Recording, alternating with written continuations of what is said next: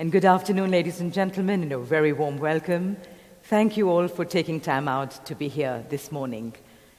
We, on our part, feel truly honored and privileged to be here at this historic venue in this beautiful city.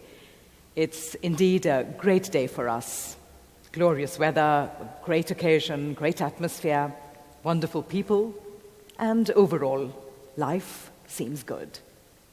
But we need to keep reminding ourselves that all this is not here to stay.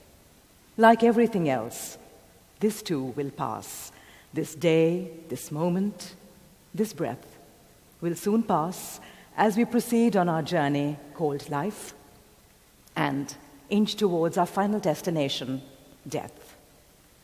So why not make the best of this precious journey by living our lives in goodness, in gratitude, in humility, in love, in kindness, fulfilling our responsibilities with good thoughts, words, and deeds.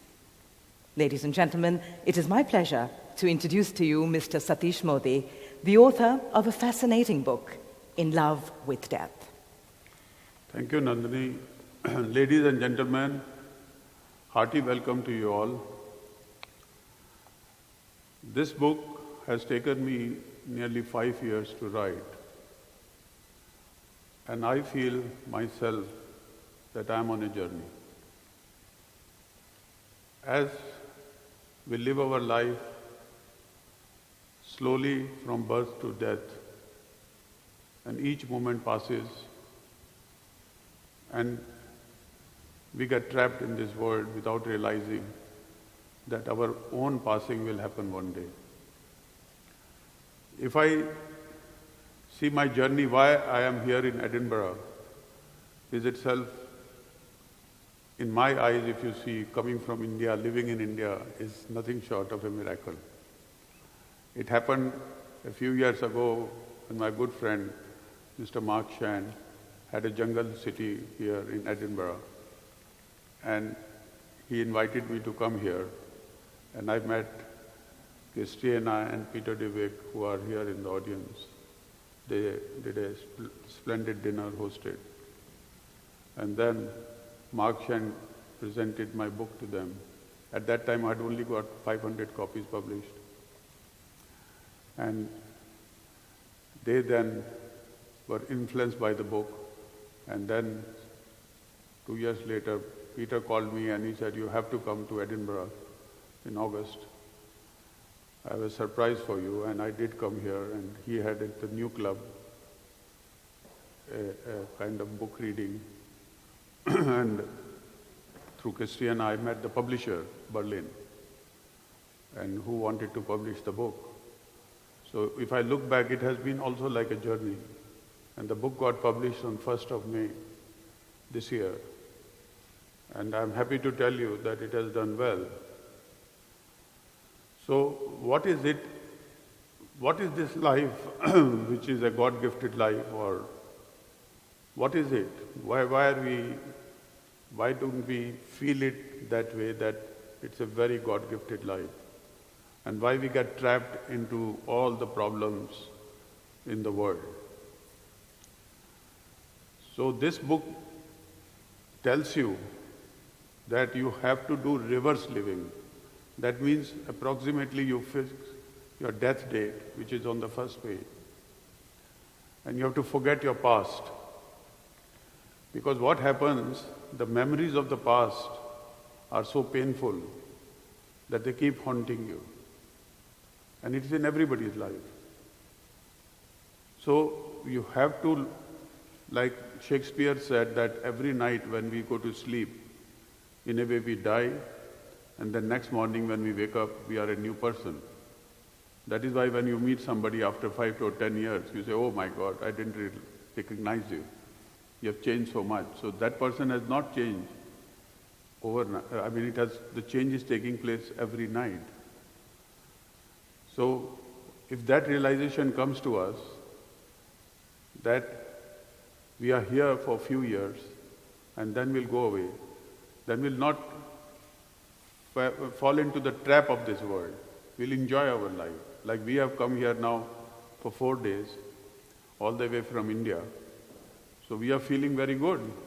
We enjoy the weather, we enjoy the people, we get a good feeling because we know we have come with a return ticket and 4 days after we have to go back. So we are trying to enjoy Edinburgh as much as we can. So similarly, this life, it's a God-gifted life, we are here, and then we have to go away. So enjoy the life and beware of this life, and also beware of your soul that you have to take care of. Ladies and gentlemen, Mr. Modi did speak about our journeys. So just to give you a little background on Mr. Modi, his journey to this point. Born in India, in the town of Modi Nagar, Mr. Modi had a fortunate childhood that led him directly into business. His father established the Modi Group of Industries, as well as the township of Modi Nagar that now has a population of over 500,000 people. After completing his degree in engineering, he joined his father's business that spread across the country, expanding in various areas. Beyond business success, Mr. Satish Modi maintained the legacy of his philanthropist parents by supporting a range of charities, educational institutions, and the arts. His foundation runs the program Right to Education, which provides education to over 4,000 underprivileged children in India. And his project, A Stitch in Time, is an initiative to empower needy women. Mr. Modi is also president and managing trustee of the Modi Temple, and being a champion of peace, he is planning to establish an interfaith spiritual center in India soon. Mr. Satish Modi is also president of the Dayavati Modi Foundation for Art, Culture and Education, and the foundation also presents an award every year. The late Mother Teresa was one of its awardees, and His Holiness the Dalai Lama was the recipient of this award in 2011. Mr. Modi also established a charity in the UK, Arts for India, aimed at raising funds to support underprivileged artists in India. The charity is given educational support by the University of the Arts London, as well as by the Prince's Drawing School London that was founded by His Royal Highness Prince Charles. But through the course of his illustrious career, Mr. Modi realized that true happiness did not lie in money or in the material world. And this thought spurred him to look at the deeper meaning of life. He analyzed life and thoughts came to him. He'll elaborate on it in a little while. And this resulted in this beautiful book that provides comfort, direction, and food for thought on how one should live a fulfilling existence, and how death, which is often ignored and viewed as a forbidden subject, can be treated instead as a strong catalyst to live fulfilling lives. This book has been described very beautifully by somebody I met just the other day, and she said, "In love with death is like a wonderful friend that appears from nowhere to hold your hand, comfort, and guide you through."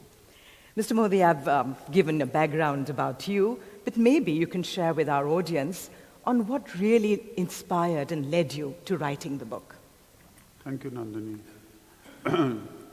So friends, as I was saying, it's a journey, and I had also accidentally led into something I was not ready for.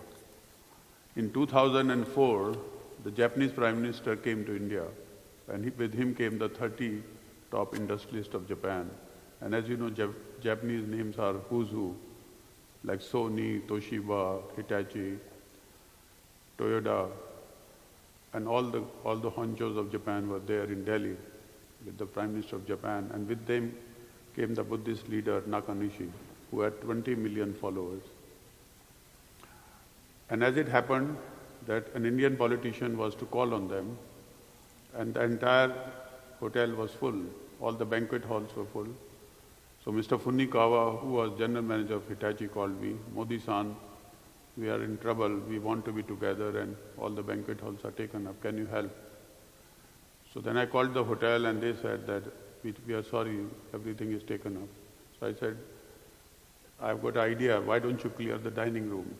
Because lunch is already served, it's 4 p.m., give them high tea." So he said, I didn't think about that. I was thinking about banquet hall, so I'll clear the restaurant. So when high tea was served and they wanted to pay the bill, and the manager said that it was courtesy Mr. Modi, so we cannot give you the bill. So Mr. Toyoda, who was the leader of the delegation and owner of Toyota Motor Car, he asked Mr. Funikawa, is Mr. Modi in town? Call him, we'd like to thank him. And luckily I was in Delhi, although half the time I live in London. So when I went there, and you can imagine the impact it had on me. It's a hall full of Japanese, and in the center there's 4 feet tall, very frail, 92-year-old Buddhist leader. And as she saw me, she started crying and tears rolling down her cheeks.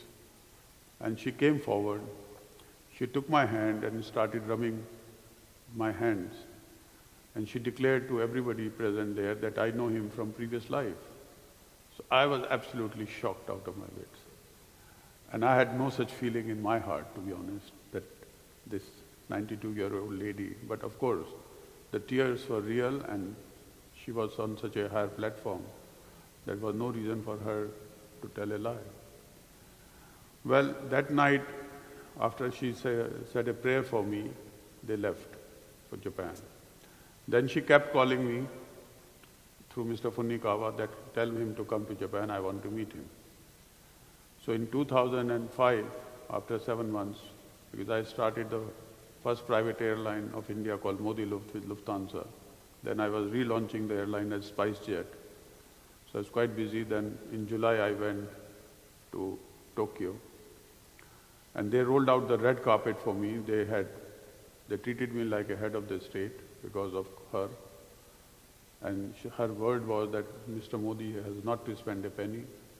I was kept in suites, and they gave a tea ceremony at Gokokuji temple, which is 1400 a year. And at the palace they had a reception hosted by Princess of Japan. So I was given a very, high, heady treatment. And then I was taken to Kyoto. And at night, she booked a 120-seater teppanyaki restaurant. And she came on a wheelchair. And I'm a vegetarian. I don't even eat onion, garlic, or eggs or anything. So she came, and then again she went kind of in a spell, and she had tears in her eyes, and as if, you meet a very dear, long-lost friend. And then she again showed that emotion. So I said to Mr. Matsumoto, the president, that because she was escorted by 4 Japanese, that can you call the chef, I want to order my food, because I have a dietary requirement. So she said, there is no reason, no need, I will order the food. And it was absolutely perfect. So I said, how does she know? She says, I know you much more than you think I know you. So that was a very big surprise to me. So we talked a lot, and then next day morning she invited me to her home. And upstairs there was a chapel, Buddhist chapel. Nobody was allowed to go but her.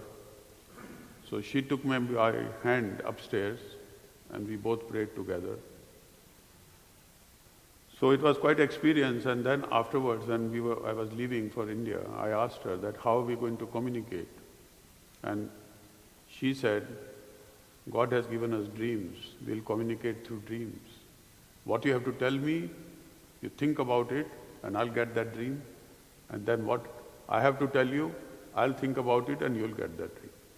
I said, very funny. How can it be possible?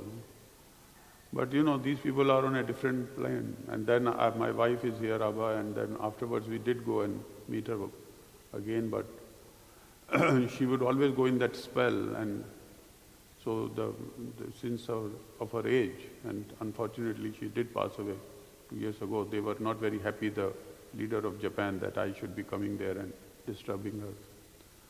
So then this thought came to me, and I was able to think about that, and I started capturing my thoughts.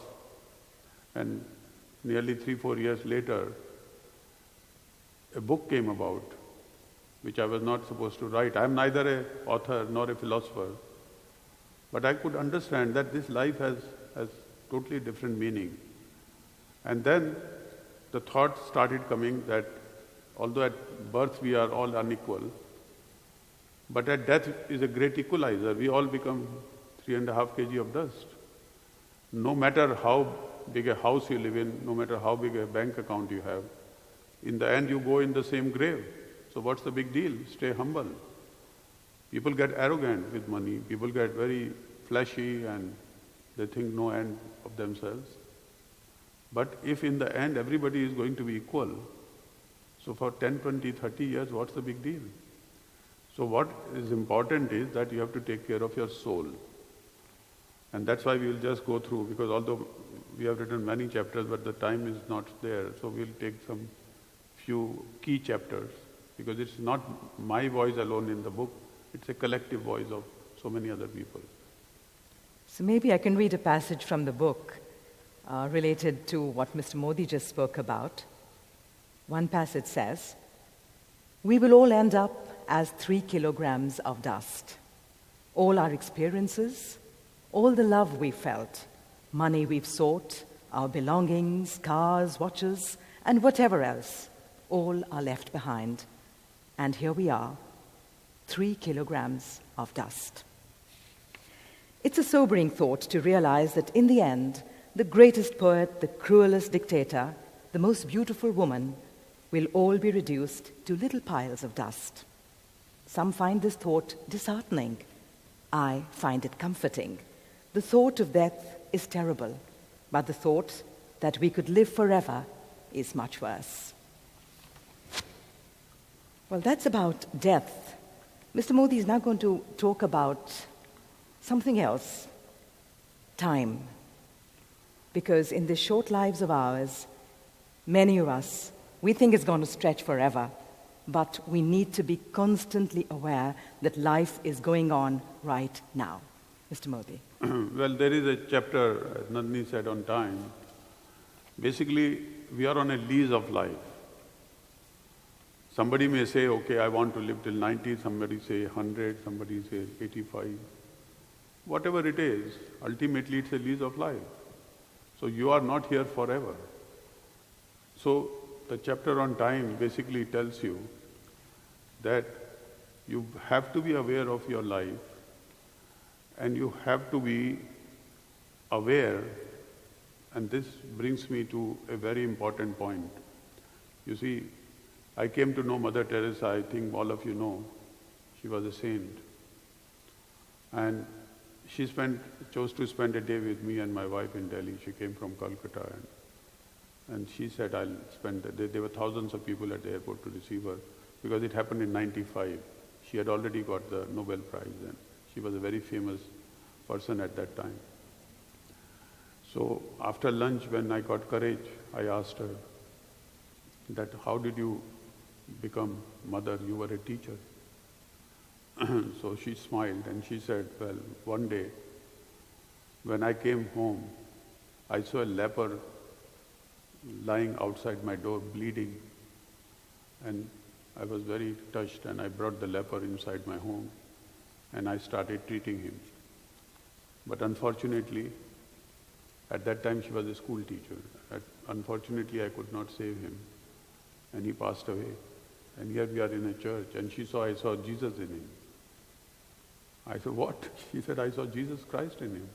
And the next day I moved to a leper colony. And I dedicated my entire life in the service of poor and started caring for the lepers. So I said, Mother, if you saw God, then you are a saint. She started smiling. I said, then, and you saw Jesus in the most low life. In Kolkata, a leper lying on the road. How low can you get?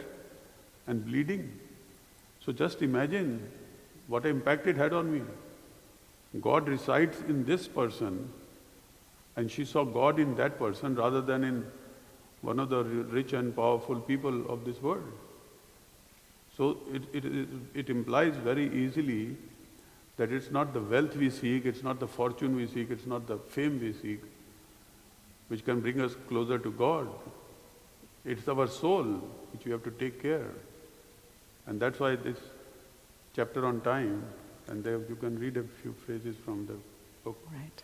Mr. Modi writes, I always like it when someone says to me, don't worry, I've found some time for you. What a discovery. Sometimes I envisage them finding this time where they least expect it, hidden away, tucked in a pocket or buried beneath stacks of paper, and now they're able to give it away as a present. I probably don't need to tell you that time is a gift. At certain points in your life, you may look down to see you've got time on your hands. It won't stay there forever. And this time has been given to you without charge, free time as it were, and should be used wisely. Wasted time is awful. It doesn't linger. It disappears. It flees. We're not always kind to time. In fact, it's very easy to kill time. We honestly believe we're the ones causing harm, but as someone pointed out, men talk of killing time, while time quietly kills them. It has been rephrased many times since, but the sentiment is the same. I think about it all the time. Here are the words of the poet Henry Austin Dobson, and I quote, time goes, you say. Ah, no. Time stays. We go. A child may honestly believe his time on earth lasts forever. A young man might obscure realities with confidence and brashness. A man in his 30s or 40s often has children around, younger children, each of whom brings a fresh reminder of youth and vitality. But beyond that, the lessons of time become sharper and harder. I know I do not have forever. There is a date in the future when I won't be able to ponder the mysteries of the stars or even speak with a waiter in a restaurant. We find time, we make time, until one day we don't. I want to spend the rest of my time wisely, spend it on the things that matter. Words from the chapter on time in Mr. Modi's book, In Love with Death. Thank you. The next chapter I have dealt with is money. Money is a very big spoiler in this world. And if you see all the creatures which have been created by God, all the animals, birds, fisheries, they are all equal in a way. There is no element of money. However, only in human being this element of money is there. What is money? And why it is so important for us? And what can it do for us? It's so sad to see that people are endlessly just seeking money. They don't realize money comes with a baggage. Money makes you arrogant, it makes you aloof, it takes you away from your true friends. Of course, you may say that at the end, we do need money. Of course you need money. If I had no money, I wouldn't be sitting in front of you. I had to take a flight, I had to check into a hotel. So money is needed, like food is needed. But if you gobble too much of it, maybe you'll end up in a hospital or you may become obese. So the effect of extra food is for us to see. But the effect of extra money we cannot see, it's invisible. Those who don't have money crave for more money and they say, oh, those who have money are very happy. But are they happy? It's not written on their faces they are happy. In fact, they are more miserable. As a doctor told me correctly, that those who have a lot of money also have high blood pressure, they have diabetes, they have problem with their heart. And this is all true. I mean, I can tell you, I can vouch for it. Because money has that effect on people. And I'll tell you a very short story, if I may be permitted. Leo Tolstoy, who was a great thinker and an author in Russia, he wrote that God and devil had a bet. And devil told God that everybody in this world is under my influence. So God was horrified and he looked at the earth and with his power he could go in every soul. So he said, oh, you are nearly right. But here is a farmer, he is my son. So devil looks into his soul, he said, yes, you are right. He is your son. However, if you give me 2 years, I'll make him my son. So God says, it's not possible. I'm 2 years, come on, I've nurtured him, he's my son. They have a bet. So devil has that power, he comes in his dream and he makes him sell the land, he's a farmer, and makes him buy the land on the higher plateau in the mountain. That year there is too much rain, so he becomes quite wealthy and the water washes away all the soil. The flooding has happened. So then he comes in his dream and he has that power to make him sell that land and buy marshland at the river, which is going for a song. And next year there is no rain, there is total famine. So that land is very fertile and that becomes very valuable. So he has become the richest man in town. And what does he do? He has got a lot of wheat, he makes a lot of vodka and he throws party and he's getting drunk and he's misbehaving with the women and the wife doesn't look nice to him anymore, his wife, and he wants to flirt with younger women. So that money had that impact on him. So devil called God, have a look at your son. So God is horrified. He said, my God, devil has got into him. What did you do? He said, I didn't do much. I had to make him rich first. Then only I could deal with him. Otherwise, I couldn't take him away from being your son. So here is a true, I was born in a very wealthy family and I know the problems of wealth. They are enormous. You feel always that somebody is cheating, somebody talking to you, you feel that he wants your money. So you're not at a level. So what I'm trying to say in the chapter on money is that those who don't have, don't worry, he is going to come in the same grave. So what is the big deal? And according to me, this person Mother Teresa met, she saw Jesus in him before dying, was much higher plateau than millions and millions of rich people. And here is a person who's dying as a beggar. So it's the soul which is important because the body will stay here. And Nandini can read a little chapter on money, please. Excerpts from the chapter on money. Money can't buy you happiness, the saying goes. You can be miserable in comfort. Let's not live our lives in miserable comfort. To be in love with death means to embrace life and not to embrace the trappings of a comfortable but miserable tomb made plush with good furnishings. A comfortable misery.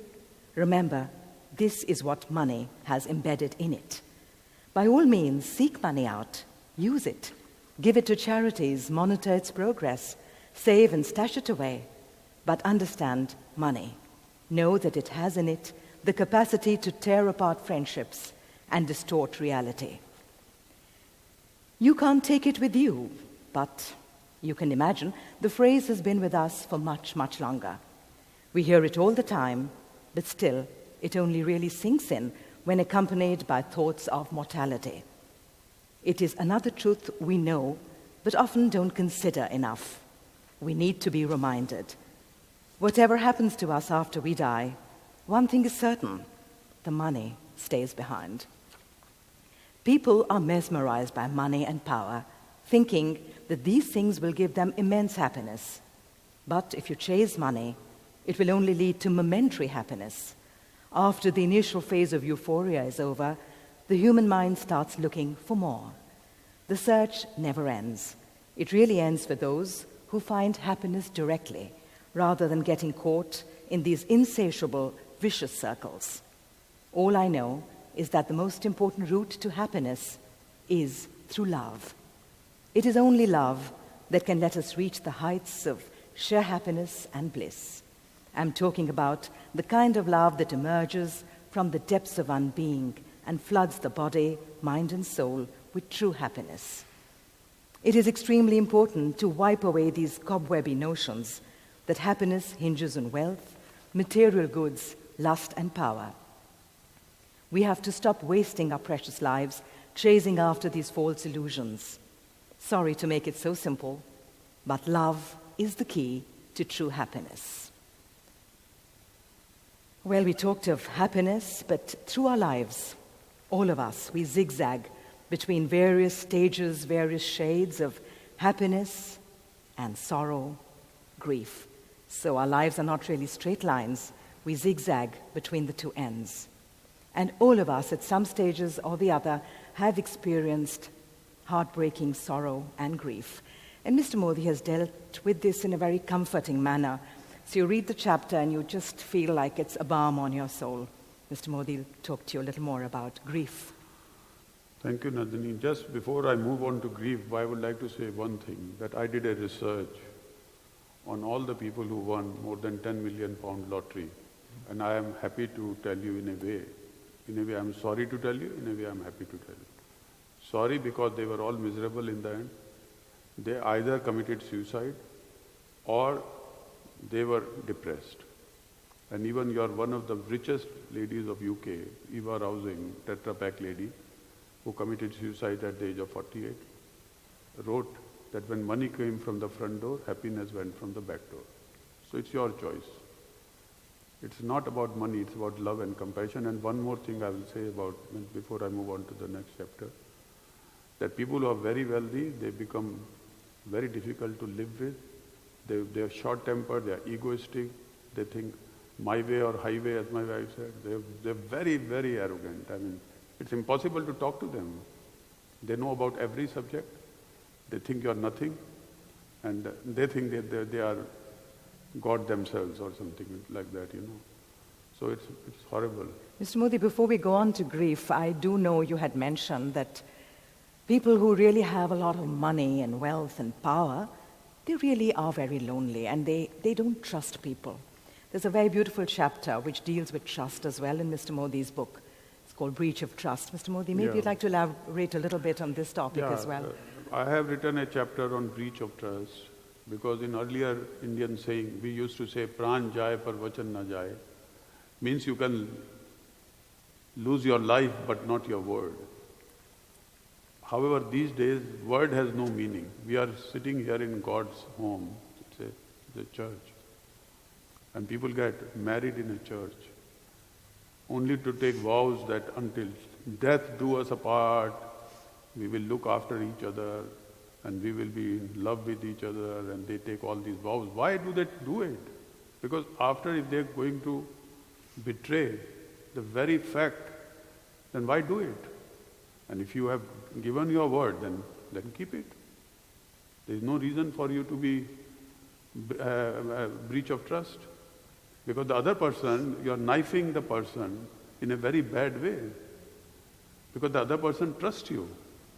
So, as I have written, the breach of trust is a very heinous crime. So, Nandini, you may read that chapter.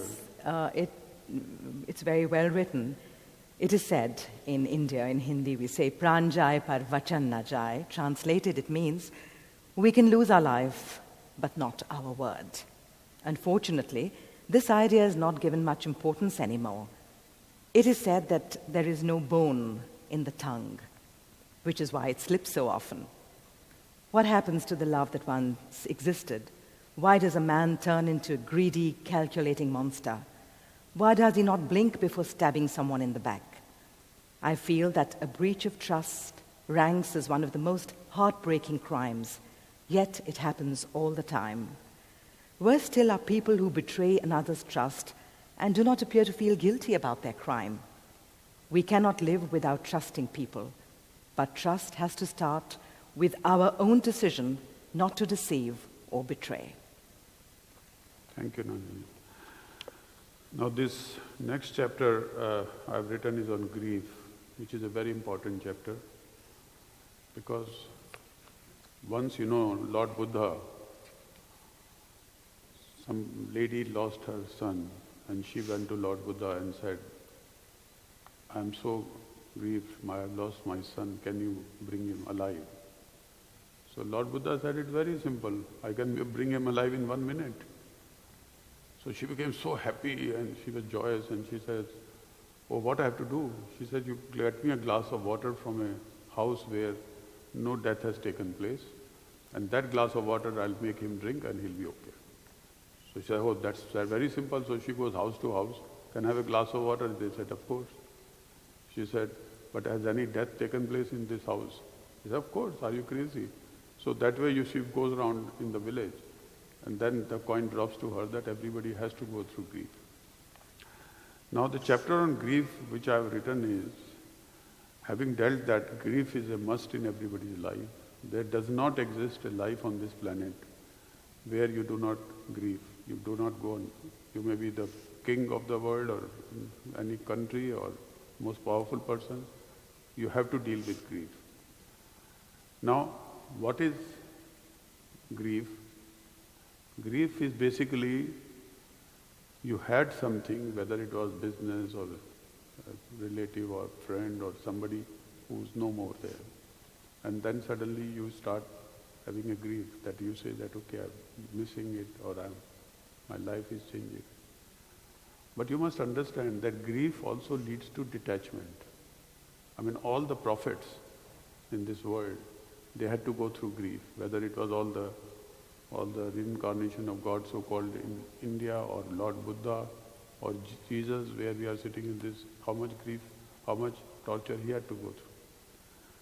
So that is a point, either you take it positively, then it is a very important point in your life, you can go through detachment to enlightenment. Otherwise, you go in a despair and you will go in the gallows of despair, and then you'll become alcoholic and you'll become all kind of things. Because you will not be able to deal with grief. So it's very important to treat grief positively. And if you treat grief positively, you will wait and see how it changes your life in a positive fashion. Because then you are able to get detachment, and through detachment you become enlightened. Like Lord Buddha also had to leave the palace and his wife and son. He had to detach. And it's not that difficult, because in the end also you are bound to detach. I mean, you can't take a pin from here, you can't take your own body from here, so you are detached. It's only that it happens a few years before. So you can read one or two paragraphs from the grief. Thank you. Grief is essential, inevitable, instructive. It is a prerequisite to enlightenment.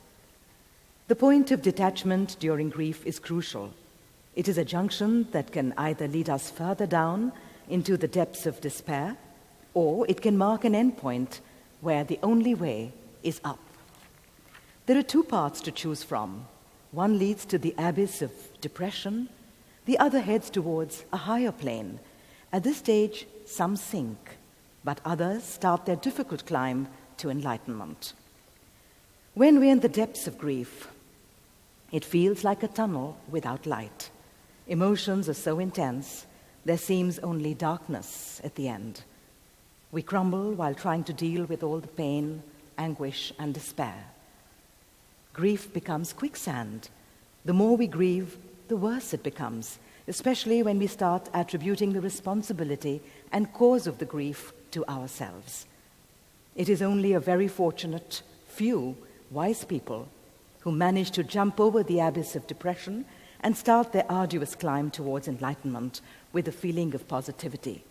They realize the small flickering light at the end of the tunnel is only visible to a blessed few, and only they have the capacity to understand the true meaning of grief. They eventually emerge from their grief more peaceful, tranquil, and spiritually elevated, with a renewed perception of life, death, and the world, as well as a new respect for the inescapable link between grief and happiness.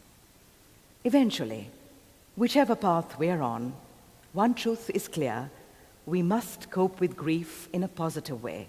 And in order to do so, we must accept that nothing is ours and nothing stays forever. We are just visitors in this life, and we will not fully experience what it is to be human until we die. There's another paragraph from the book which talks about how death is essential. It's a cycle of life. And I read, "Death is an integral part of life. We're constantly dying to make room for life. It happens around us, and it happens in our bodies. We pretend we don't see death. We've constructed an entire culture that celebrates youth, that hides death. But no culture, not even as bizarre as our own, is able to mask death." And so it's so very important to be prepared for death. Mr. Modi is going to speak a little bit on the importance of being prepared.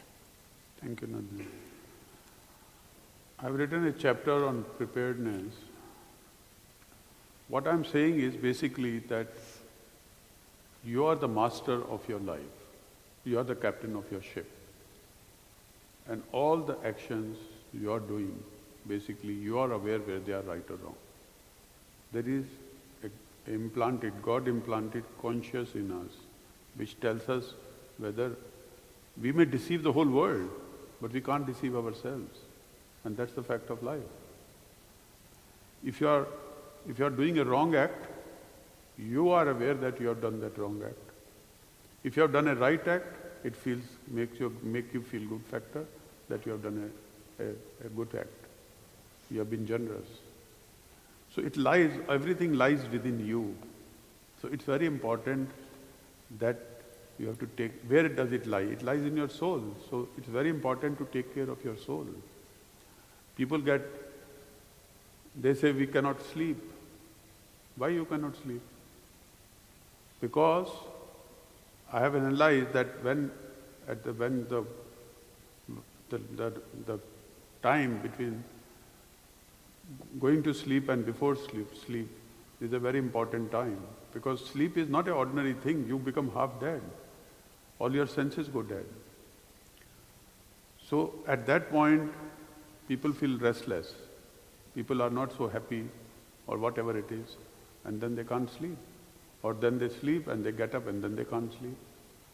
If you are at peace with your soul, you'll sleep like a log, as they say. You'll sleep. I mean, in Delhi you go, and you'll be surprised. On the ledge, people are sleeping, where traffic is moving, and under the bridge, the train is moving, and if they take one turn, they'll die. You'll be shocked. And they're sleeping. 8 hours they are lying on that, over the train bridge. I'm shocked.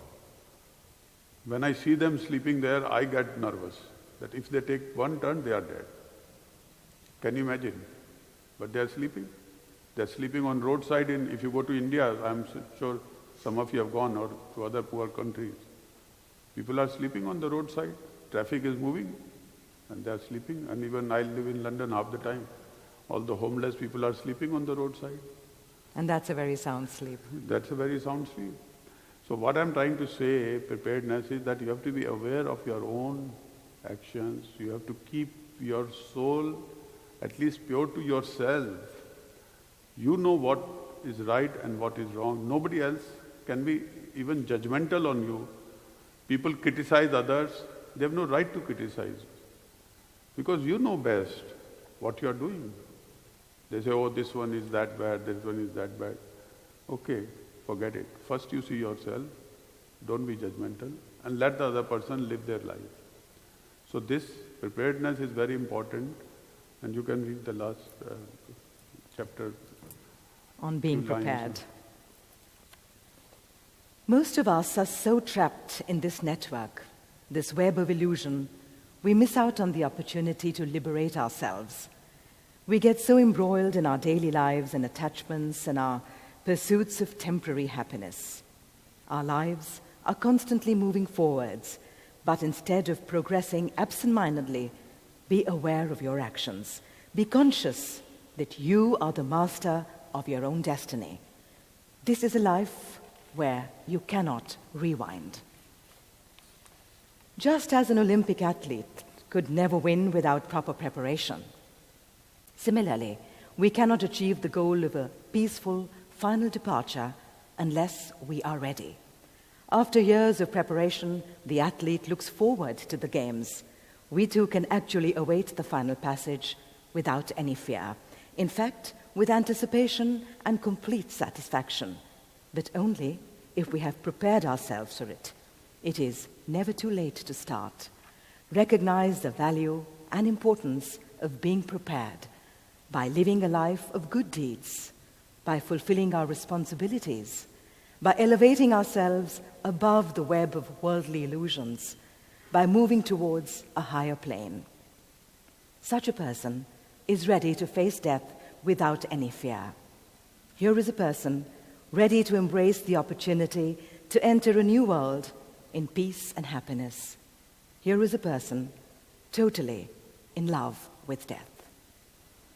Well, those were a few passages from Mr. Modi's In Love with Death. If you have anything more to say before the questions, or would you? What's the time now? So friends, we have now 13-14 minutes left, so I open the floor open, and please, if anybody has any comments, discussion, questions, feel free to say, and I'll be very obliged for your comments. So if you have a question, you can raise your hands, and it could be a or even if you have comments, nice discussion. Even if you don't have a question, you want to say something, I welcome that. When you prayed with the elderly Buddhist lady in her chapel, did you prayed together, did you use words that you could hear, and if so, in which language, or did you just pray in silence, each in your own way? No, we prayed in silence. However, she did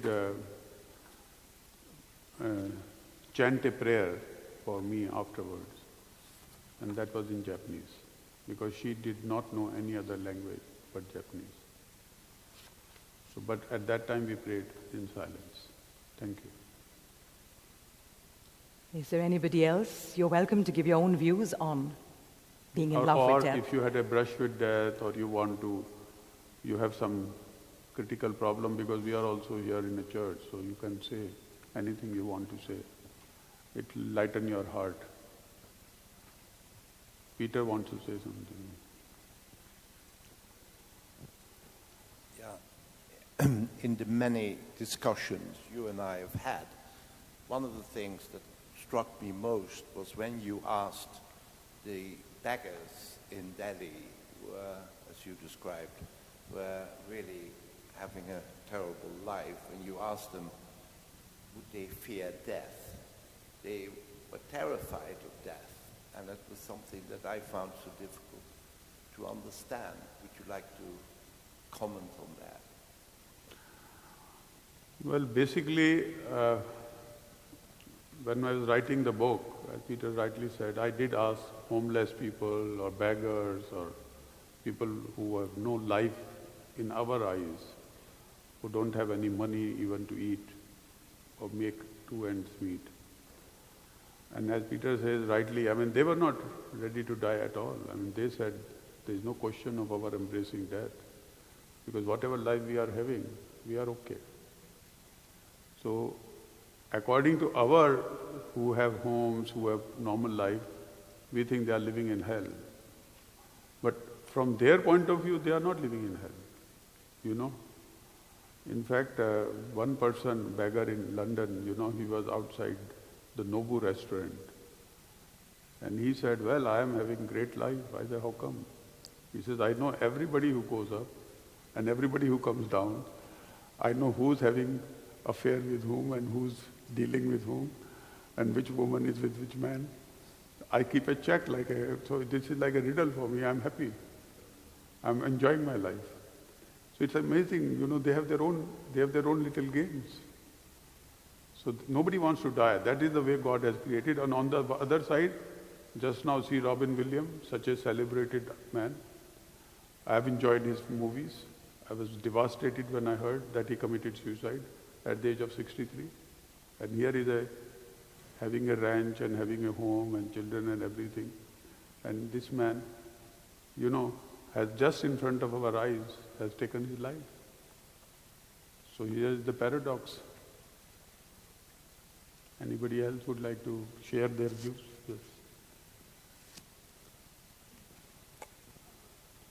about death a lot. It's possibly fairly recent for me because you just mentioned Robin Williams, and my own brother, almost 2 years ago, committed suicide. And he did it because he found that there was no other way that he could get what he needed from life. So the only way to answer that was for him, I think, to do what he did. And this has taken me and various members of my family on a journey, just mentioned journey, that we're still, we think about a lot and we're still working on. And I almost wonder whether, what happened with him is why we are, or at least I am, I think, on sort of that timeline, and I think about it a very great deal. So I suppose that's more comment than a question. I think, boy, I don't know. Sorry to hear about your brother, ma'am. But I think if you read the chapter on grief, probably you'll get a few answers. There are no really fixed answers. But I do think, when you go through this sheer grief, we go on a quest, like you say. You've been on this journey looking for answers from here, there, hearing people, their views, their comments. But if we take this incident in a positive manner and feel probably this was meant to be, his life was destined to be this much, and what it has done to the rest of the family, if we can derive something out of it, some comfort, some strength, and maybe to understand other people going through a similar situation. What can we do with the given circumstance? We can elevate ourselves. We can become more compassionate, more understanding, and lend our strength to others in similar situations. And I think if we can do that one step forward, we are actually elevating our own souls to a higher plane. Yeah. Yes. That's the only way out. So yes, Christian. The first page of the book is dramatic because you ask for our estimated date of our own death. So there are always different interpretations, of course. And I chose the day after I was 100 because I thought, I really don't want to go. I want to enjoy my life and have a quality of life as well. But what would be your view about somebody who wishes to actually choose their date of death and be assisted in realizing that? There's quite a debate at the moment about how that can be realized and the arguments for or against. Not specifically euthanasia, it's assisted death. And some people in the UK choose to go to Switzerland, for example, to specialist clinics because they've actually chosen the date of their death, not estimated it, they've chosen it. You are so right, Christina. You see, I have written my book. My book opens with the page that you please write your date of death before you start reading the book. And it's not a misprint. In fact, my friend Peter went to a bigger extent that he made his mock grave, and he has also, on the tombstone, he has put his date of death. So he went to the extreme that he's there when looking at it. So what it is I am saying is that it also gives a positive energy. Like one man came from Munich and he said, Mr. Modi, I want to live till 100. I said, it's your life. I mean, who am I to interfere? You write 100. So he wrote 100, and after that he got up and he hugged me and he started crying. I said, why are you crying? He said, I'm come out of the box. I said, what do you mean you come out of the box? He said, because my father died at the age of 62. My grandfather died in 60s. So I always was under the feeling that I'll not be able to live beyond 60s. Now suddenly that I've put pen to paper and I've written 100, so I'm feeling, out of the box that I've now had desire to live till 100. There's nothing wrong. It's your life. I mean, you may live, but at the same time beware that you want to lead a healthy life. So some people who get chronic illness, who get cancer or other things, then they want to go also, and that's what the debate is about. I was quoted in Telegraph also that in love with death, does it mean that? I said this is your destiny and you have to give that comfort to a person that if he is going to lead, let's say, another 1 year and it is to be in a hospital and is to suffer greatly, then it's his choice. So I think these are very difficult choices. Any last question, maybe 2 questions, maybe because it's time. Yeah, the time is running out. We have a few minutes. Yes, sir. I've just been thinking about the connecting Edinburgh and Delhi, where I understand you come from.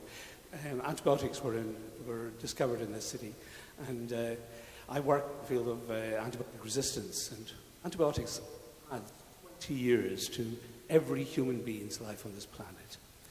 But that is actually decreasing because of something called antibiotic resistance. And one of the feared variations of this is the so-called New Delhi variant of beta lactamases. Yeah? I don't know if you know about this, but it is a huge threat to mankind. Now, the realities are that antibiotics are actually on the decrease in terms of their effectiveness. How do you feel about people in terms of taking antibiotics actually extends life? And isn't this a very laudable technology? And the greatest challenges that we face is actually maintaining the strength of these antibiotics. So what is the question? Well, I think what gentleman is referring to is, Indians. Well, we have this, we've been Pollution. disgraced for that, for just popping in antibiotics at just getting a little fever or a sore throat, and there's a course of antibiotics, which is making they don't work as well. Right. And right to the globe, they're losing their effectivity. Is that so?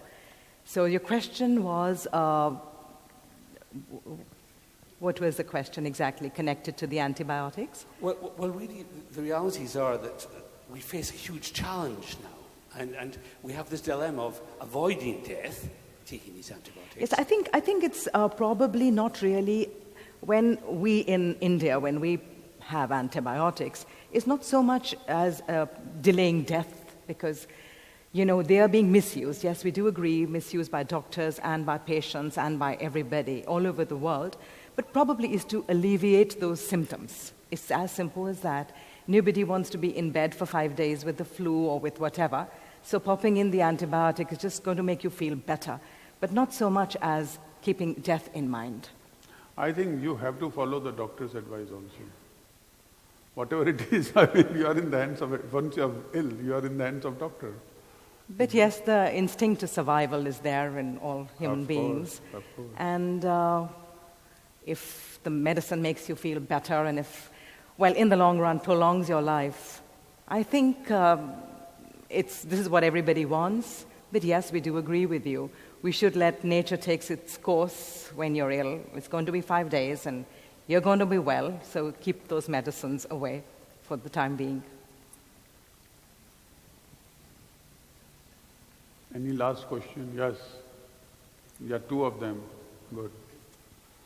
So this last year I've just been learning a lot more about people doing good in the world, so it's quite inspirational. I was just interested, being as you've mentioned, doing some good helps you kind of, with your approach to feeling better in your soul. But what were any inspirations or people that, obviously you've mentioned Mother Teresa and anybody around today that's to get more involved with or to look up? You've met His Holiness Dalai Lama, Mr. Modi. Well, I did have an interaction with His Holiness Dalai Lama, and he said, among other things, a very interesting story he told me, which I'll share with all of you. He said a very rich businessman came to meet him, and he said to him, "I'm in trouble. so I need your blessing. He said, first of all, if you are a businessman, you will bound to be in trouble sometime or other. So for that you don't require my blessing. So he said, no, I have come from far, I need your blessing. So he said, listen, I'm seeking blessing myself. So if I'm seeking something, how can I give you something which I don't have? So this man was persisting, you don't understand, I'm in big problem. Then Dalai Lama told him, he said, listen, God has divided this world in between rich and poor. The rich have the money and the poor have the blessing. So if you want blessing, go and work for the poor and you'll find your blessing. Don't have to come all the way to me. So that way, it's all matter of understanding. So I think what you are saying is right, that in the sense that you have to interact in a right way. Yes, you are wanting something. There's a book called The Spirit Level. You've come across it, by Wilkinson and Pickett. Can you put it more? Sorry, there's a book called The Spirit Level by Wilkinson and Pickett, which shows quite clearly that the most contented people in the world, the areas where there's lowest crime, best education, fewer teenage pregnancies, there's a whole raft of areas, of issues, which are where people have more contented lifestyles in societies where there's lowest inequality, where the difference between the richest and the poorest is the lowest. And this is true right the way across the world. In the debate at the moment on independence in Scotland, we're pointing to Scandinavia, where the Scandinavian countries are consistently showing better way of life, quality of life, if you like, for many of the people. And this is very closely linked to inequality and equality. Same in states throughout America. So it's the book shows that it's not the absolute wealth, because America is the United States of America is one of the wealthiest countries in the world. But even there, these issues, the problems in society are worst in the most unequal states and lowest in the more equal states. The question I'd like to ask you is, therefore, do you think that we should be looking at reducing inequality to improve people's quality of life, to make them, to take them away from the worry about feeding themselves, and at the same time removing the stresses from people who are wealthiest because of the reasons that you gave before? Of course, what you say is right. I mean, in theory, everybody should be equal and everybody should understand. In theory, I mean, Russia tried that, but in theory it is there. But in practical, you see, these things are not possible. Secondly, I would say that, I mean, looking at the style of living, you're right. I have been also traveling extensively in Scandinavia, and the standard of living is much higher than most countries. Even Switzerland has a very high standard of living. Now that brings me to a point of view. I was in Tokyo, and everybody at the airport, because I told you they gave me a limousine and all that, so the driver was fetching the limousine, and they had a little bit of a reception committee. People came to receive me. So I asked Mr. Toyoda that how come all the people I'm seeing here are so miserable? I don't see a single smiling face. And he agreed with me.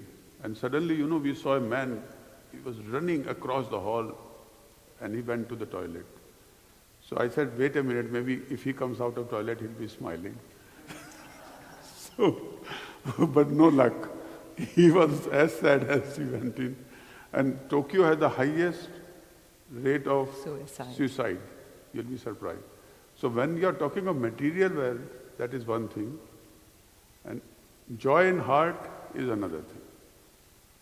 So I think you agree with me that we all want joy in heart. You may have one more bigger car, but that doesn't mean a thing. Yeah.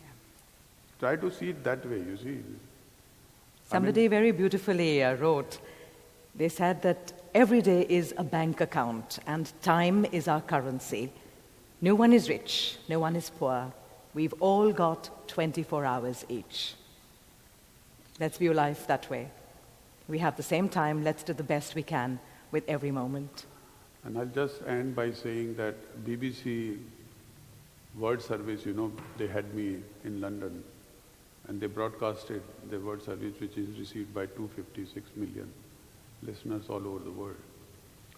You'll be surprised that one listener, lady from Pakistan, called up, because after that, like we are having interactive, they have 15 minutes of, and the worldwide callers are calling up. So this lady said that she and her neighbor were best of friends, and they used to laugh together, they used to go to movies together. Then suddenly her husband made a lot of money, and then he moved into a rich area, and then I was the poor friend, and he had nothing to do with me anymore. Then he wanted to meet other rich friends, people of that area, and he wanted to hobnob with the more rich people. And my friend was very miserable and I was very miserable. But that's life, you see. If you are chasing all the time people who have wealth, people who have fame, what do you achieve in the end? You have to see your life, no? They can't do anything to you. So don't be overawed by this, that okay, Scandinavia, they may be more rich, but are they more happy? That's the point you have to see. I think I answered my point, Thank you. Well, I think we're almost running out of time, so perhaps we should conclude right here. Well, thank you all, ladies and gentlemen, for being here this afternoon and for listening and participating. And I do hope you enjoyed that past 1 hour and it gave you something to think about. And Thank you very much. And if you wish to purchase a copy of this fascinating and inspiring book, we have some on sale right towards the exit, right at the rear of the hall. And please do read the book, and once you complete reading it, we would welcome your views and comments on our website, inlovewithdeath.com. Thank you all, ladies and gentlemen. Thank you, and I'm happy to tell you it's also available on Amazon and it's available in Waterstone. In fact, I was happy yesterday to see it in the window displayed on Princess Street. So thank you all for coming. We wish you all the very best. Thank you.